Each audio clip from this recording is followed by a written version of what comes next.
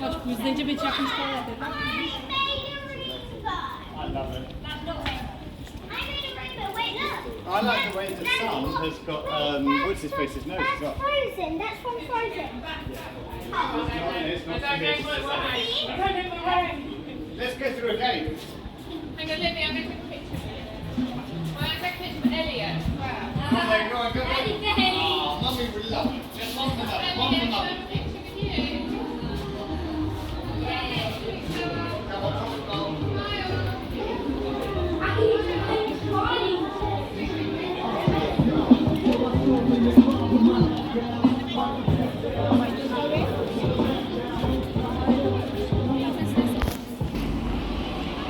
Good evening everybody, happy Friday. I'm here in the heart of the West End, Covent Garden today for an evening stroll, and I'm here to capture some of the Disney on stage exhibits that are around the Covent Garden estate until the 4th of September.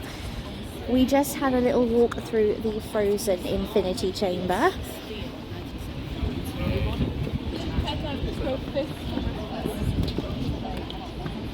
And now we are on Long Acre. You'll notice that I lingered a little while on And Other Stories back there, number 132. That's because it was from that building in 1929 that John Logie Baird first broadcast on the television, or made a television broadcast, I should say.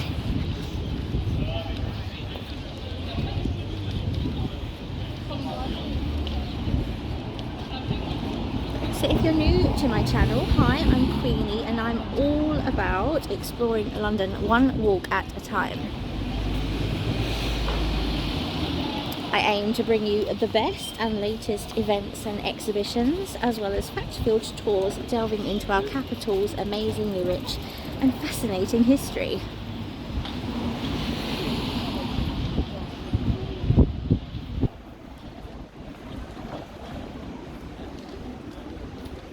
So as I walk along Long Acre here, amongst all these really lovely, unique shops, let's take you back in time a bit, shall we?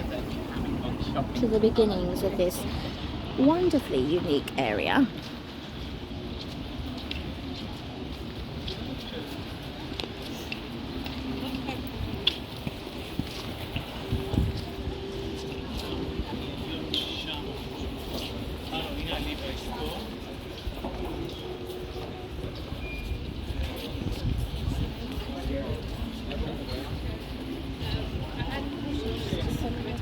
So why the name Covent Garden? Well, it's actually a bit of a mess up from Convent Garden.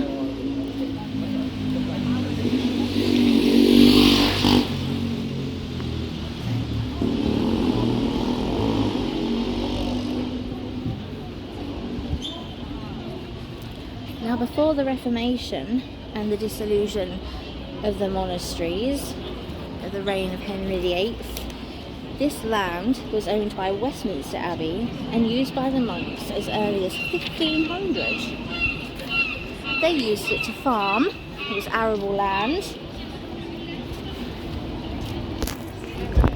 It was really the monks' personal vegetable garden, but Henry VIII in 1536, he seizes this arable land, and his son, albeit for a short time, became Edward VI, and he gave it to a chap called John Russell, who was the first Earl of Bedford. In 1552, Bedford was a royalist. He was loyal and served his crown since the time of Henry VII's father. Henry VIII's father, sorry, Henry VII.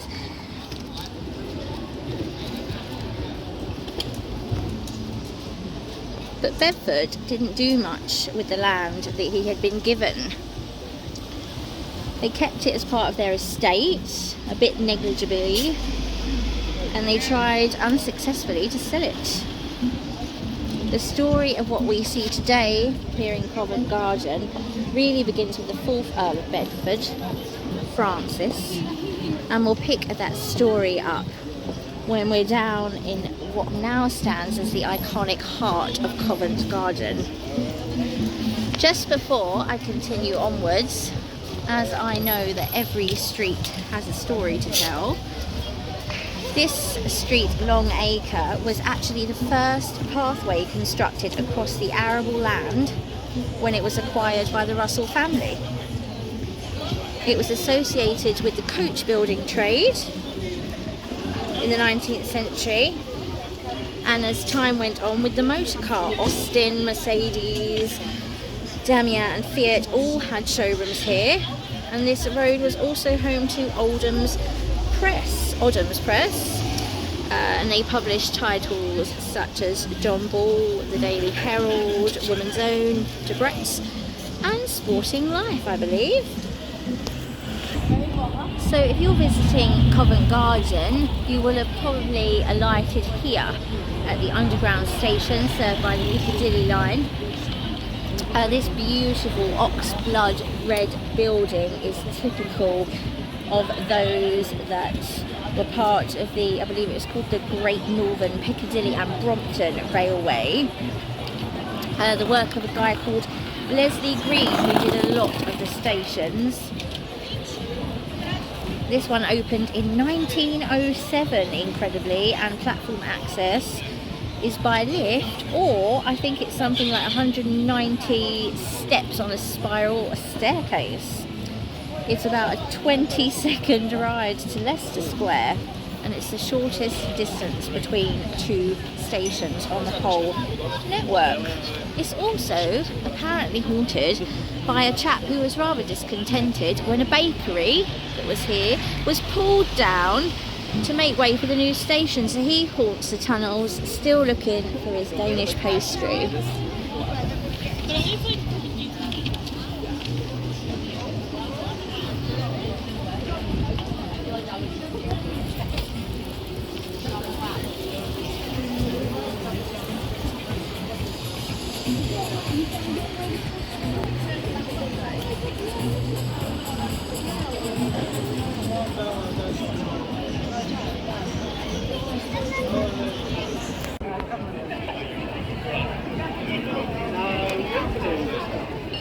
So it's actually the 4th Earl of Bedford, Francis Russell, his name was, who decided to make use of the actual land he'd inherited. In 1630, he commissioned a chap called Inigo Jones, who's often believed to be the first real English architect, to build him a square with some rather nice houses round it for the wealthy to increase the value of his land. Now, Inigo Jones had been to Italy a lot and was greatly inspired by the buildings and the piazzas of that country, and he was the first architect to introduce this classical design in Britain. And what we're going to see is actually Britain's first square.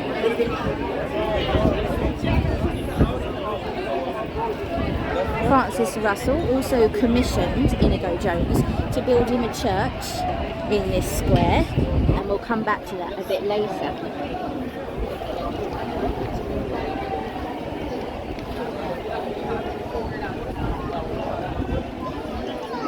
So this street that I'm on now is James Street. If I twizzle round, you can have a look up it at a couple of beautiful pubs that are on the corners there of Floral Street, which runs along. If you take that one there, you'll come to the very front of the Royal Opera House.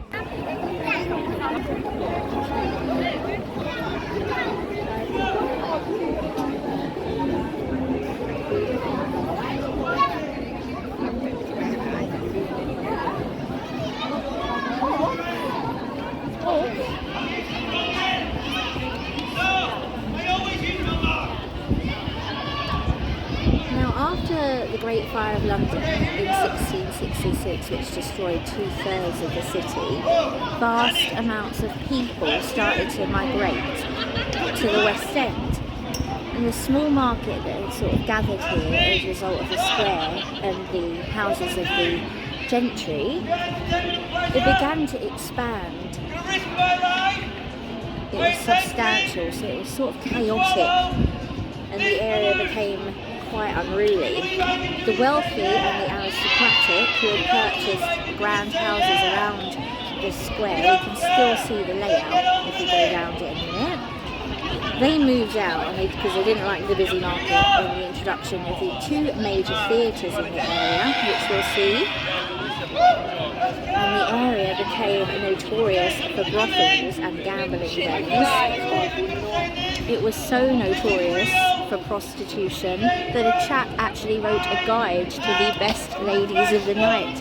And I believe up there, ladies rented rooms to entertain the gentlemen who had seen their services acclaimed in this guide. So the area became incredibly overpopulated and poverty was rife.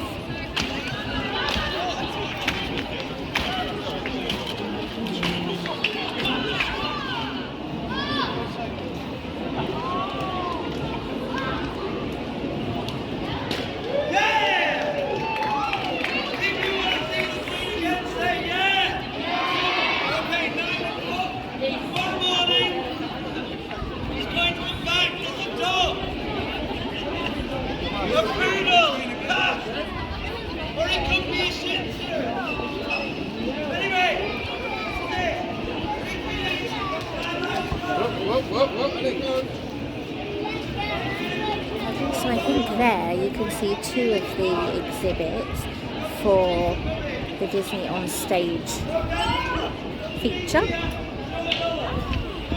Got a little globe here. And a swing. Pop over there.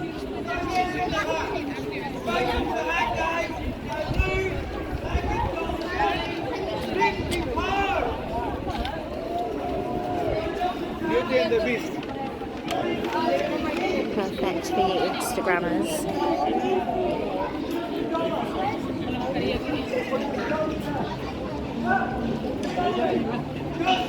We're going to head into the market a little bit later, but I'm going to take you for a turn around the square first of all to explain a bit more about this area and how it came to be.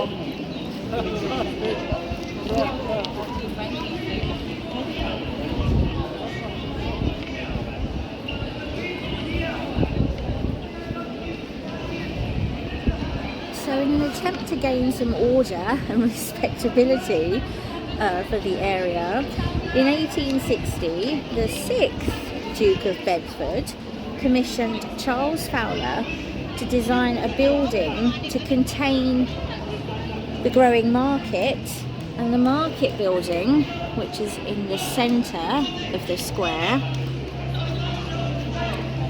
is still at the heart of Covent Garden today. This market attracted costermongers and their barrow boys, florists, tailors and hawkers. Now the actual market became so large that in 1974 it was moved out completely to 9 Elms, and when the space was vacant a whole redevelopment plan was proposed which would have effectively bulldozed the site. But thankfully it was saved by local people, and they thus created the Covent Garden Area Trust.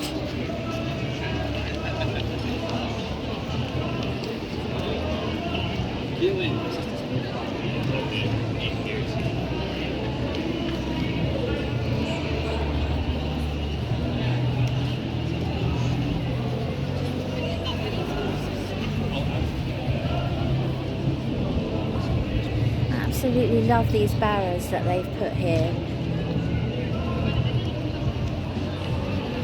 All about the place, these are. You'll find them at all the entrance ways that lead into the square.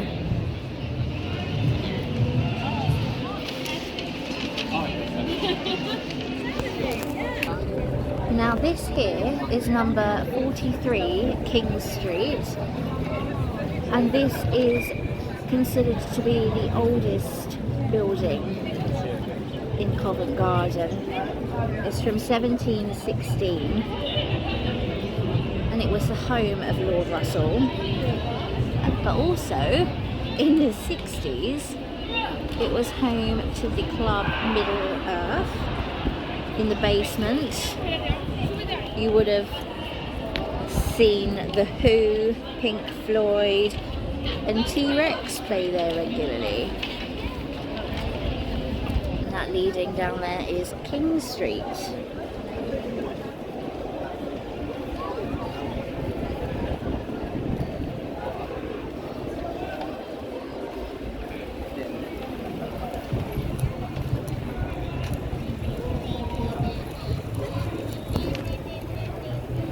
Now, as I mentioned, walking down James Street, Francis Russell wanted his new square to have a church for the gentry that lived in the houses around it, but he didn't want to spend a lot of money on it.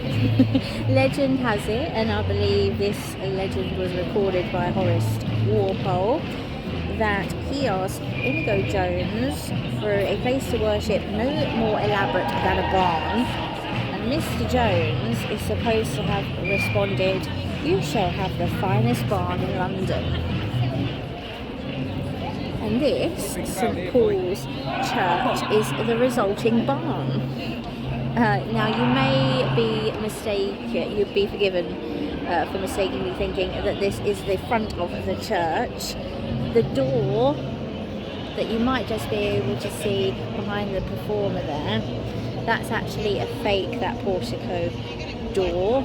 If you were to go through that, you'd come right out into the church's nave. I will walk you to the front of the church in a little while.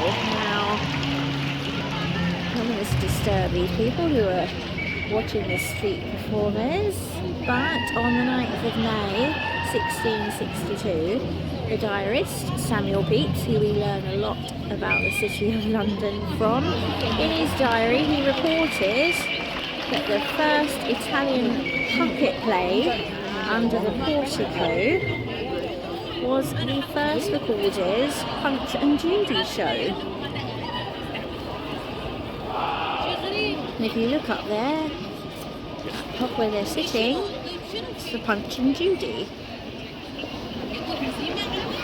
And I believe the Punch and Judy shows were put on for the children of the flower sellers who were working in the market.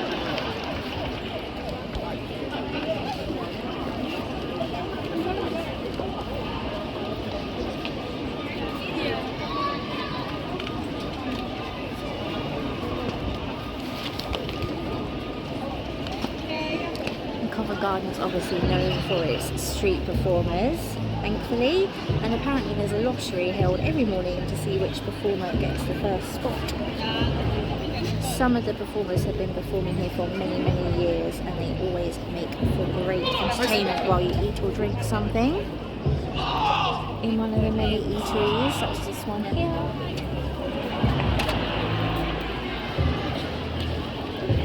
So we're going to take a little walk around before we go into the market.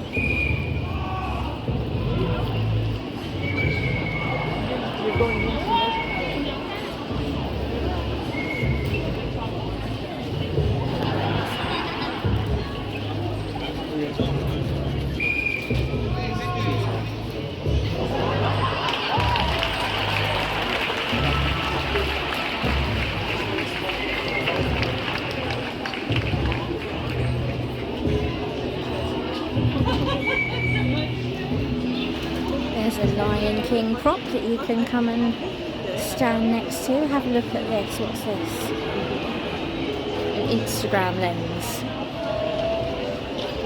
Well, these are some of the actual masks used on stage at the Lion King. I think that's in the Lyceum, isn't it? Yeah. They're having a version.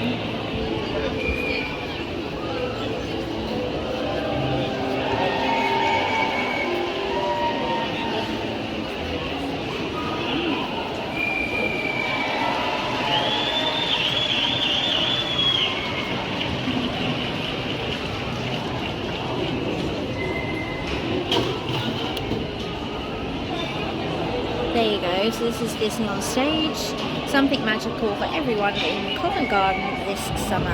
Explore Covent Garden for exciting experiences for Disney's The Lion King, Frozen, Beauty and the Beast and Mary Poppins.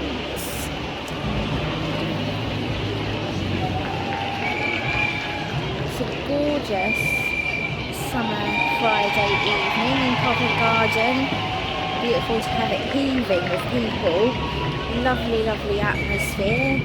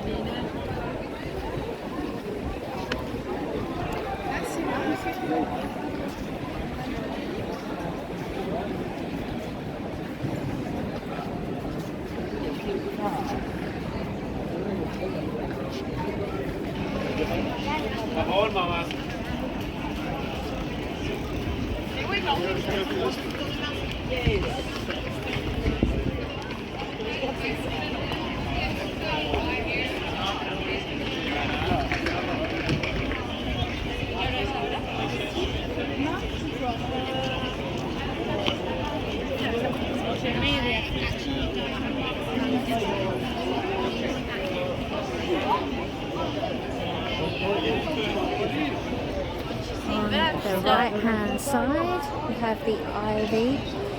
There are loads of ivies now, but this was the original ivy, the original and best on Henrietta Street, corner of Henrietta Street here.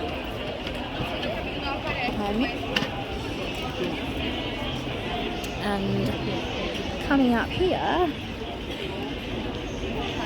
we have the Jubilee Market.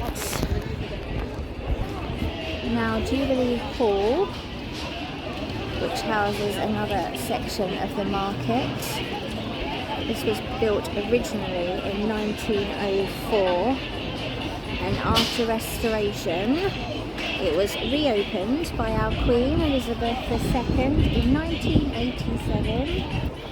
You'll find arts and collectibles in that market every Monday, arts and crafts every weekend, and the general market Tuesday to Friday.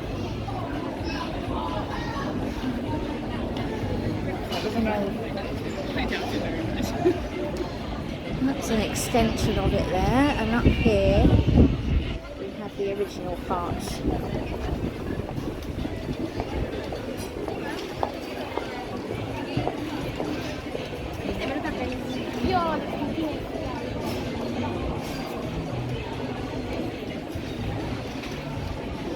There you go, you can see by the glass and the iron.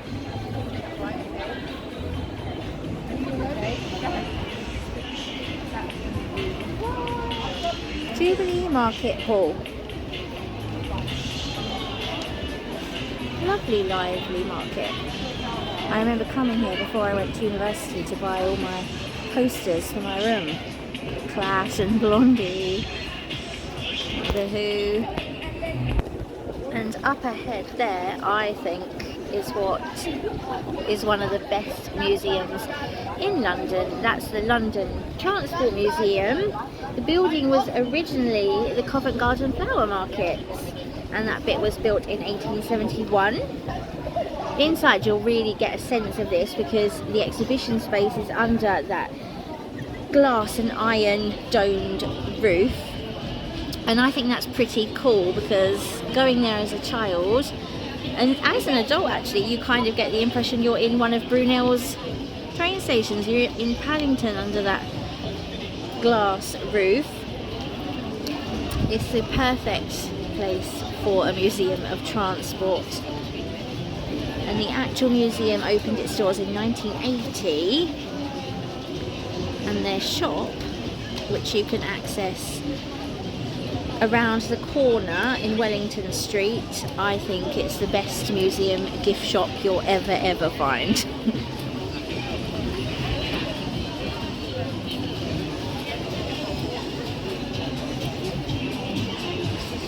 You can get some brilliant bits to kit out your home if you have a fascination for the London Underground especially. You can buy cushions that match some of the upholstery. In the tube carriages you can buy posters, because they are works of art, loads of them, posters from across the decades. So that's the London Transport Museum. And we're going to continue on round, soak up this lovely atmosphere. Gosh, it's lovely and busy. People enjoying all the yummy food, making me quite hungry, all the nice smells.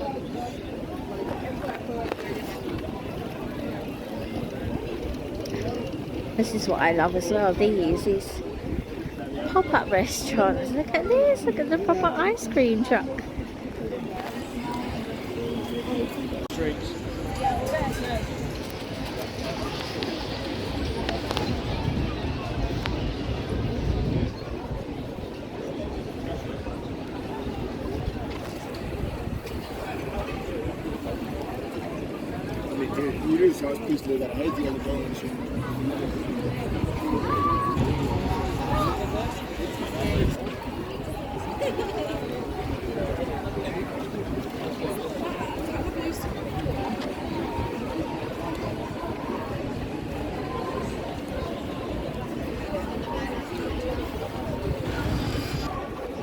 Now this here is all Royal Opera House property. This is an incredibly important part of the history of Covent Garden, and we'll go and learn a bit more about it at the front entrance a bit later. The Prosecco van.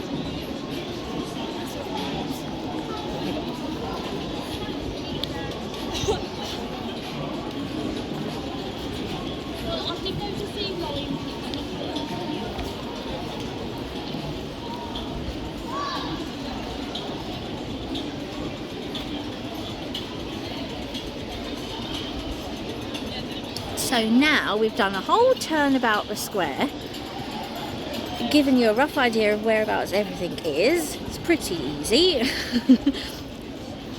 I think we'll head on under the glass and iron of the market building. We've got another little pop-up thing there. They're lovely for the children.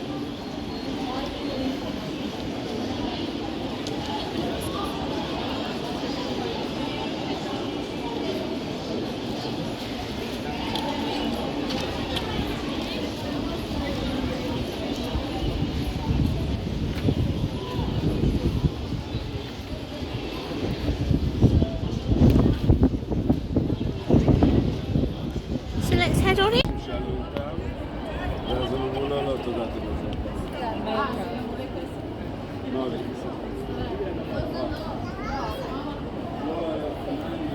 Excuse me.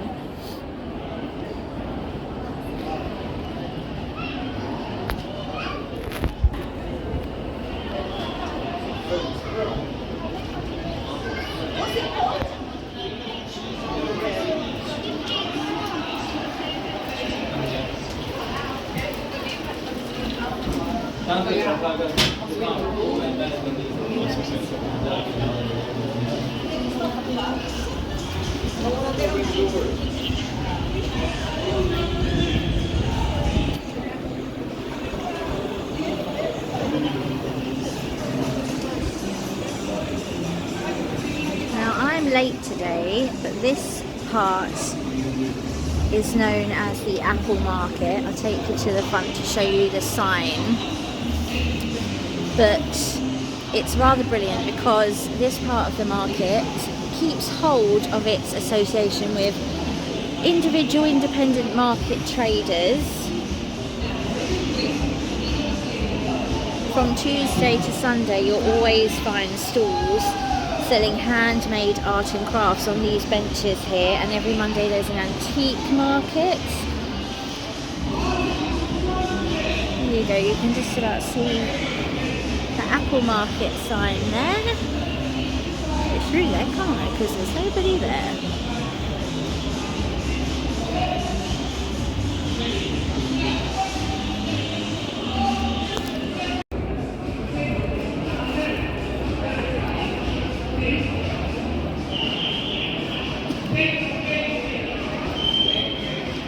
You have some really luxury high-end shops in here now, as well as the market. I think we'll walk along this way because I want to take you to the Central Avenue for a pretty cool showcase that has been put on for Disney on stage.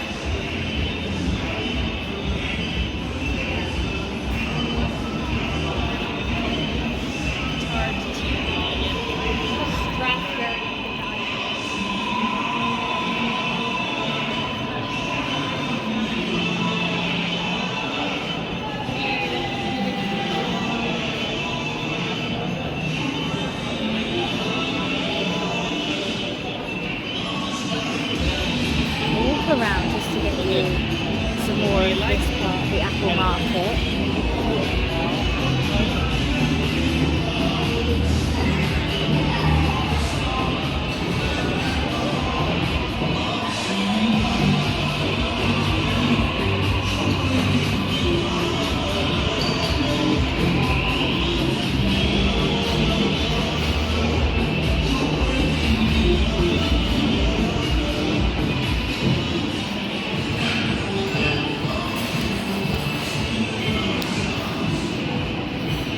Part there, under the columns, is the East Colonnade Market, and you'll find beautiful handmade things there as well. Handmade soaps, gifts, jewellery, everything independent, local traders supporting tiny businesses, giving them the space to sell, which is what Covent Garden was all about.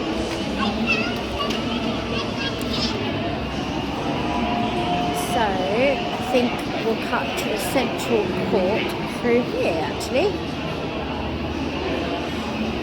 Absolutely love the lamps.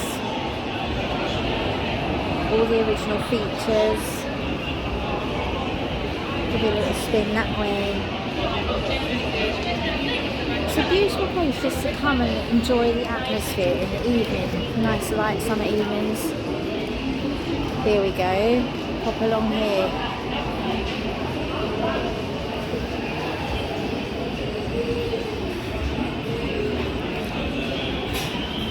And here we have, you might be able to see like that, some original costumes from the stage productions of Disney. Let's have a closer look.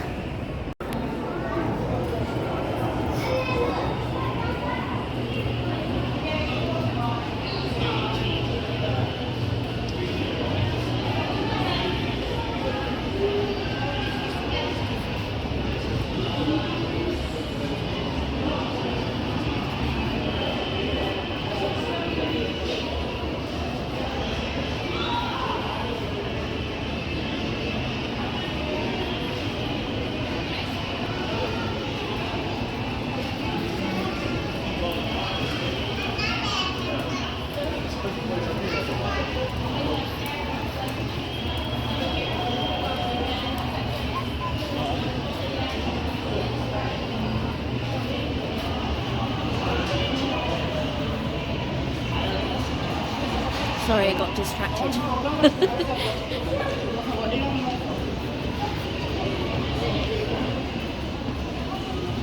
I'd wear that for the winter. It's perfect.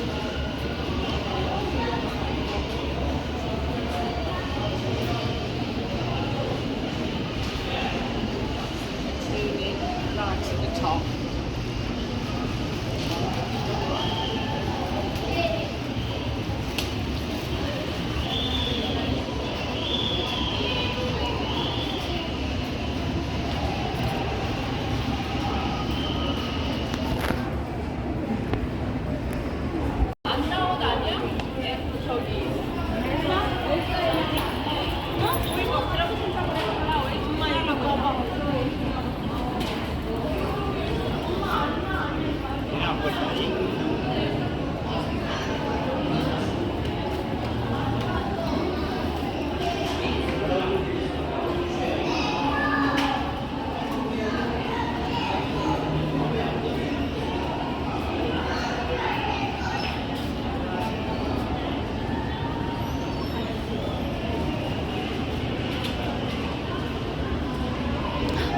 This Lisa Eldridge, she had the lips on the other side. And one more from the Lion King.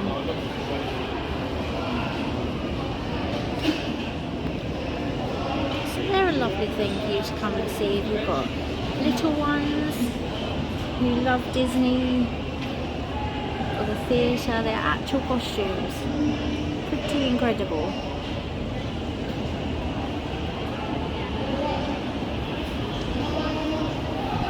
And just before I cut through again, up here you'll see the mural on the wall there to Punch and Judy again, as I spoke about earlier. Punch and Judy was built in 1787 for the traders in the market.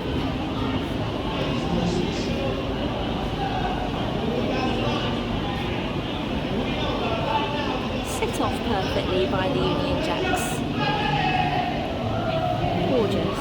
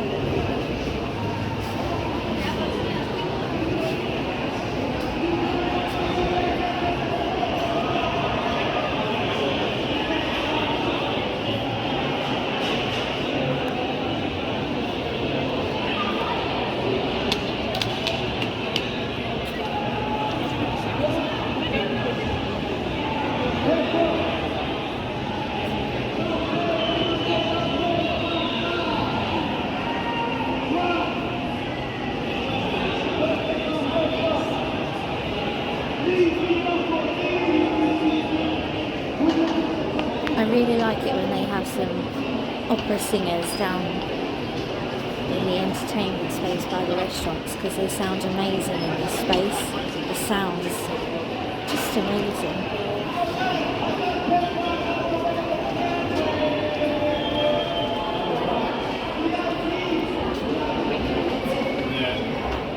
And quite winterish, wasn't it?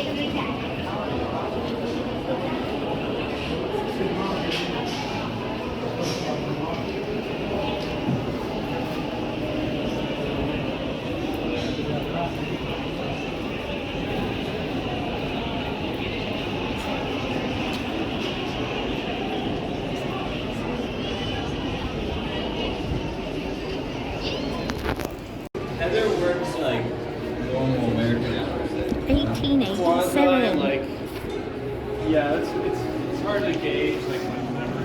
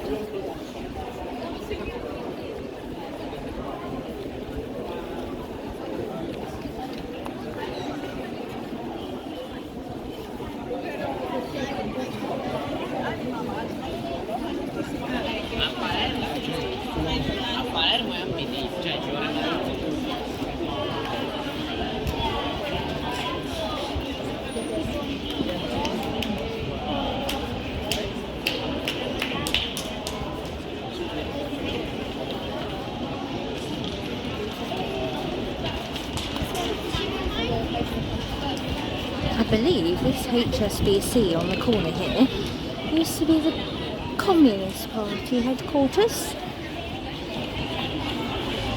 Let's go straight to the end of it.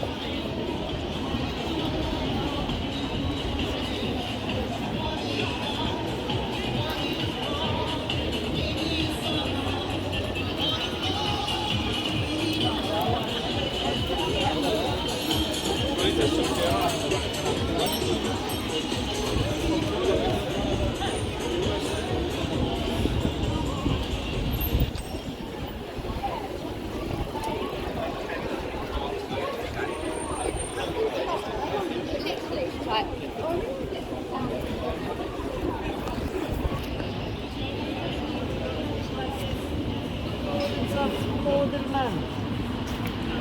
this is Bedford Street, named after the Earls of Bedford.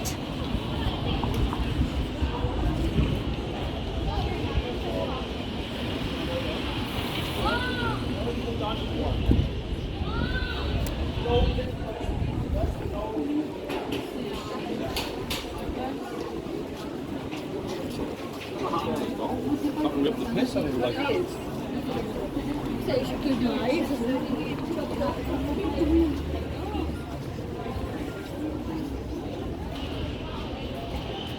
here we have the front of St Paul's Church. We'll go in. Now this is known as the Actors' Church because of its situation within the heart of Theatreland, and inside you'll find loads of memorials to well-known actors and actresses and creatives such as Noel Coward, Thomas Arne and Charlie Chaplin, as well as Vivian Leigh. This building was completed in 1633 and it was actually the first entirely new church to be built after the Reformation. What we're seeing here is almost a complete restoration of Inigo Jones's original church, because the original was burnt down by fire whilst undergoing remedial works in 1895. I can't go in there now because they've closed it. J.M.W. Turner was baptised here, as was William S. Gilbert of Gilbert and Sullivan. So that's St Paul's Church, and that's well worth a visit if you're in the area. Not many people see the front bit. There we go.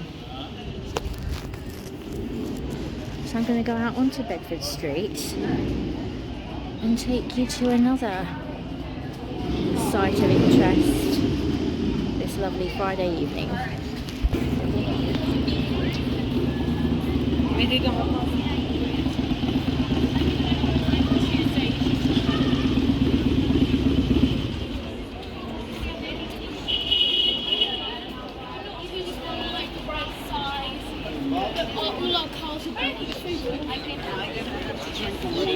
That Master 3 hat.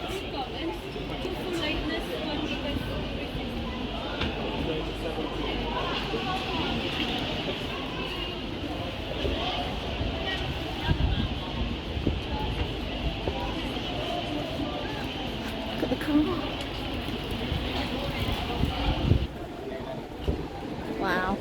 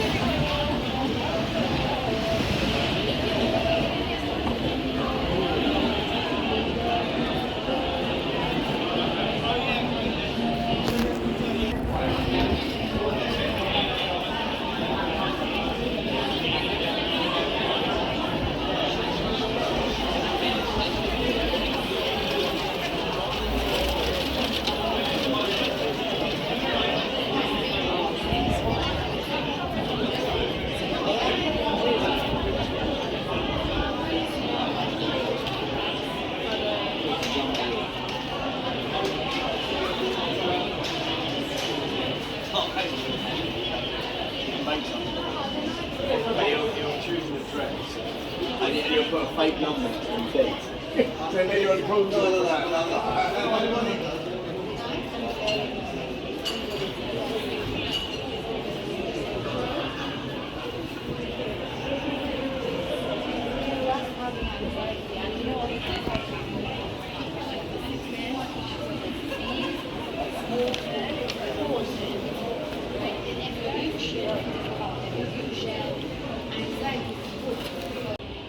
So here on Maiden Lane you'll find this beauty. This is London's oldest restaurant, founded in 1798 by a guy called Thomas Rule. We won't linger too long on him because he ended up being committed for killing his wife and daughter. Any Downton fans watching will recognise Rules. It was used a lot of times in the series, as it was also used in the Bond film Spectre. This was originally an oyster bar, but did always serve traditional British cuisine, especially game, which it sourced from the restaurant's own estate. I think it's only had something like 3 owners in all that time. Contemporary writers always sang the praises of Rules, and remarking on the rakes, dandies and superior intelligences who comprise its clientele. A lot of famous faces then have enjoyed the food and the atmosphere of this place, including Charles Dickens, William Makepeace Thackeray, John Galsworthy and H.G. Wells.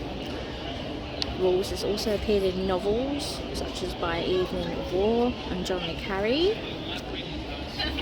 And down the decades, Rules has been an unofficial green room for the world of entertainment, from Henry Irving to Laurence Olivier. And inside you'll find a history of the English stage. This actually stayed open during wartime, from what I've read, and a woman had the role of a head waiter.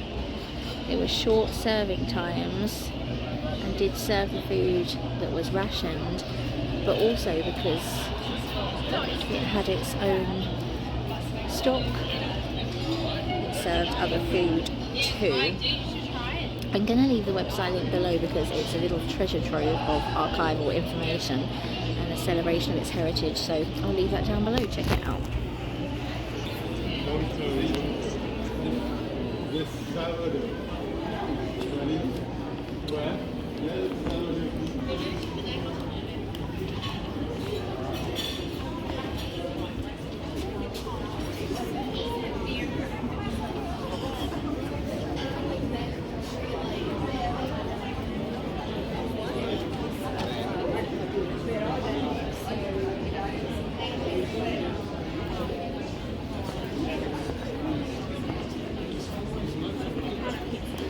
So just for ease of understanding, I've left the market Piazza, going up James Street, and coming up on the right I'm going to take that side of Floral Street to bring us to the front of the Royal Opera House and our last 2 stops.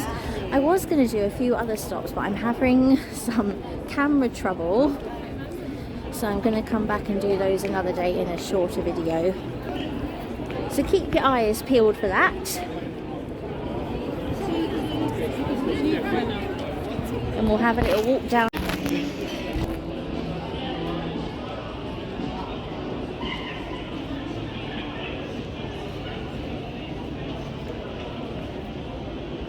Now, I believe there's a tunnel above my head which links the Royal Opera House to this, the Royal Ballet School. There you go. That links them. They can pirouette down there. In the right area of town, yeah? Now the building that we're actually going to see is the 3rd theatre to stand on the site. Parts of it do date from 1858. The auditorium currently seats 2,258 people. The first building opened in 1732 and it was known as the Theatre Royal, Covent Garden. And it was one of only 2 theatres, I'll show you the other one, don't worry, to be granted letters patent by Charles II.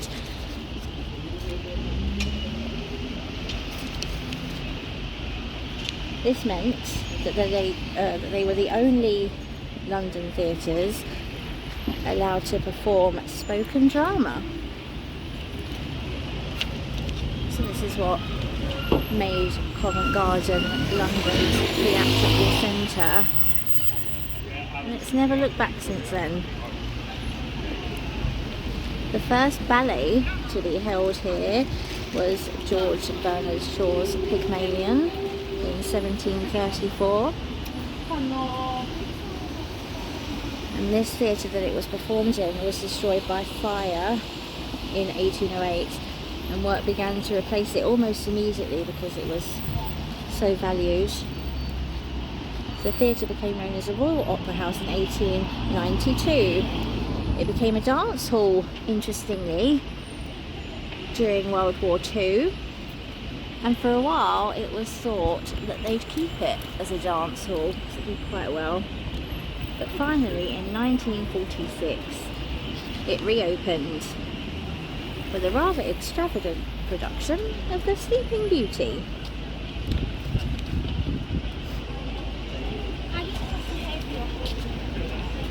Now inside this impressive bit here is the Opera House's cafe, and anyone can go in there. You can just come in off the street and have a coffee. It's beautiful. It's such a nice place to sit. You can see Nelson's Column from the other side of it, which is amazing. Spectacular views. And I believe it used to be a floral market in competition with the Covent Garden floral market, and it sold exotic flowers from around the world. So I'm on Bow Street now, so this stands at the corner of Floral Street and Bow Street. The Royal Opera House, and the autumn season's just begun here.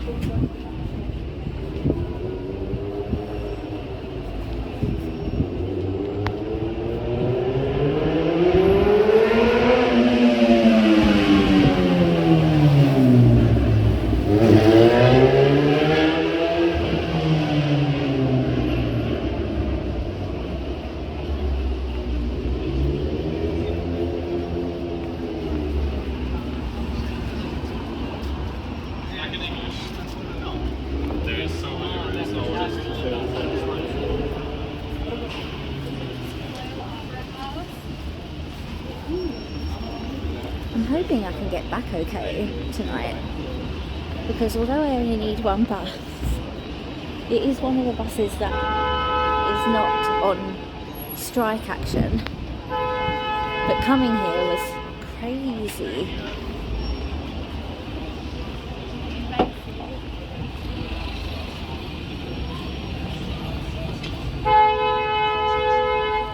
Oh dear, no one's very happy.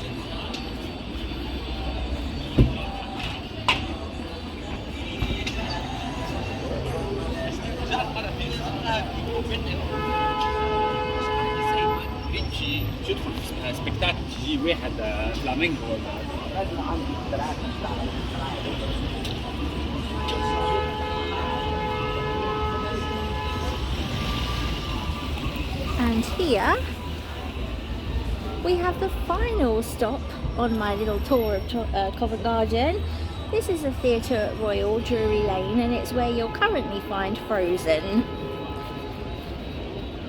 So this, the Theatre Royal Drury Lane, is officially London's oldest theatre. There's been a theatre on this site by this name since 1663. You'll find a pub down there dedicated to Nell Gwyn, actress who appeared here, known for her affair with King Charles II, the Merry Monarch. There's supposedly a tunnel that links the theatre with the pub that they used to use for their liaisons. This building, this actual one, opened in 1812 after the previous 3 buildings were demolished or ravaged by fire, and it is now owned by Andrew Lloyd Webber. And my camera is really causing me a bit of grief, so with that view, my lovelies, I'm going to leave this video here for today. I really hope you enjoyed seeing Covent Garden on a Friday night. I'm going to attempt to go and get a bus home now, and I shall see you in my next video. Lots of love. Have a great weekend, Queenie. And I'm with magician.